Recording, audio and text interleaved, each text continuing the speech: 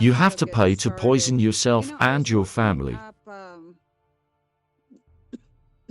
the side effects or the symptoms of radiation poisoning, which we all pretty much know what those are, and then putting side by side the symptoms of hello, Effie, welcome, sweetheart. The symptoms of chemical poisoning, and it's so interesting how similar they are. So I really feel like they, when we talk about, what they're doing or what the agendas are against us, it's very clear to see the level of poisoning that's happening, and people are not aware of what that really means to us, right? So, um, we think that because things are put on the market, that it's safe, right? Everything is just safe. Our houses are safe, our clothing is safe, our products are safe, our furniture is safe.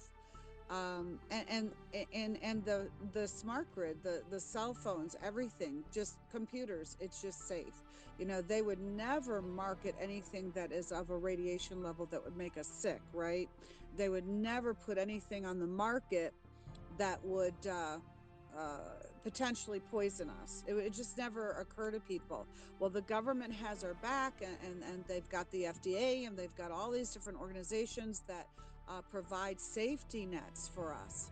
Little do people recognize that the government, first of all, the federal government's defunct, since 1933, and that means they've been going rogue for damn near 100 years, and that's just this government. So, and I have to say, the United States is really one of the most poisoned countries in the world. However, having traveled, I have seen poisoning in all sorts of ways abroad as well. So, um, you know, for me, if there's one thing before I croak that I can get across to people, is stop using chemicals, and why that is, and how addicted we are to product, how addicted we are to commercialism, actually.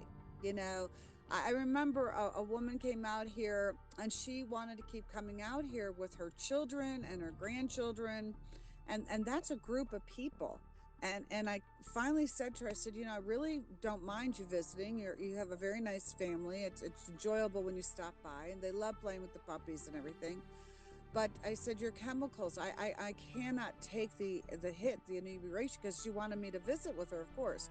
And I said, I can't, and she was so kind. She'd bring the baby out, and so I could hold the baby, and be with the kids. I really adore children, actually. And I said to her, I can't hold the baby because it's washed in gain.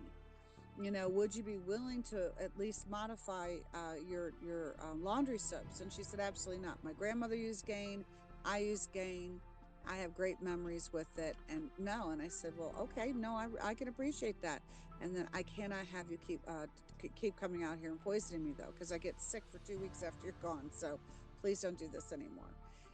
We have to make these choices, and people, we don't recognize how attached we become to the toxicity that is killing us. Your dryer sheets, I don't care what brand it is, of all of these products, they're significantly toxic, and I can't tell you how toxic they are. So, number one, when they're making these products out of petro waste materials, they are making it with chemicals that literally create a sticky binding inside of them, so that when you wash your clothing inside these chemicals, you are not going to ever be able to wash the chemicals fully and completely out again. Okay, it's made to stick. And they're okay, so they take the petro waste. That's what they do. They take the waste of oil, petro oil, and they say, I don't know what to do with this. We can't put them in all these containers and ship them out to sea or put them in the ground. It'll never go away. So what we're going to do is we're going to take this horribly toxic, noxious, rancid smelling waste material, or we're going to package it up very nicely. We're going to pour all of these different chemicals in it and these fragrances into it, because if we don't fragrance it, nobody's going to buy it because it's so rancid, it's so god awful, the smell. So we're going to put in these fragrances. So we're going to make it lemony fresh, or we're going to make it rain soft, or we're going to make it forest green. I don't know. It's been so many years since I bought anything like that, but you know what I'm talking about, right? And then they package it up in these very nice, pretty bottles, right? Red and green and blue, and so on and so forth. And then they do these wonderful advertisements, because it costs them pennies to make this, but they're making you buy it for 10, 11, 12, 15, $20, right? So whatever that is. And they make it so pretty, and then you go out and you buy it and it smells so pretty, and then you get your little Downy fabric softener, and you get your chlorine bleach, and then you have your bounce dryer sheets and whatever. And so what they're doing is they're making these toxic products smell so fragrant and beautiful, reminding you of when mom did laundry and hung things out to dry, or went to town and went to the fair or whatever after washing clothes. I mean, whatever the memories are. And so we start to posture under this addictiveness. We're addicted to our memories, and we're addicted to fragrances, and we really need to know that fragrances is just as much an addiction as ice cream and cake and drug and any kind of drug out there. Very, very clearly, it's true. Okay. I've been talking about this for so many years, and I've been posting article after article. Like May is MCS month, multiple chemical sensitivity month, and so I used to write a short article a day and post it, just like these these little bleeps that I put up there to get people to think about it. Let me just say this about dryer sheets: they never come out. They're never going to come out of your clothing. Not only is the toxic load not coming out, I just want to let you know what they're doing with that. So they're weaving this fabric, right? This cheap fabric. And what they're doing is they're taking what do you call it? The aerosol fragrances. What is it called? Air freshener. Sorry about that. Taking the air freshener and dipping, soaking those fabric pieces, and then splicing them onto these rolls. That's what you're actually drying your clothes with, is air freshener. And I can't tell you how toxic that is. Okay.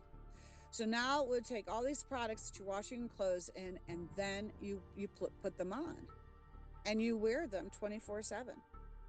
Okay. No relief. When you finally take your clothes off, you step into a shower, you shower with toxic products, you come out of the shower, and you use your towels. So now you're just wiping all that back onto your body. When you sleep at night, you're putting your pajamas on and you're sleeping on sheets, under your blankets, your comforters, whatever, all washed in the same detergent. You're never, ever experiencing a relief from that. Okay? And that's a real problem. When your clothes are on your body, they're rubbing into your skin 24/7, 365 for the rest of your life. So you say, well, then I'm going to give that up. I would say, well, you know what? Here's the problem: is that all those products that you're using are carcinogenic. They are cancer causing. Okay, the petro waste itself and the fragrances. It's not will I get cancer? It's a matter of when I will get cancer. Right? They say that the sun is what's causing skin cancer. I say it's the chemicals in your laundry soaps and your beauty products that's causing the cancer. Of course, sunscreen as well. Again, another topical chemical. All right. So all these things that we're placing on our skin. So you say, okay, you know what? I'm going to listen to Raven, and I'm going to go through my house. I'm going to get rid of all of my laundry soaps today. Okay. And then I'm going to go get the baking soda or whatever she recommends. I'm going to go wash all my stuff. And I'll say, great start. It's a great start. The problem is that your clothes have the toxins in them now, and it's not coming out. especially dryer sheets. As I said, they'll never come out. Not ever, ever, ever will it come out. Okay, I know. I've tried washing it out.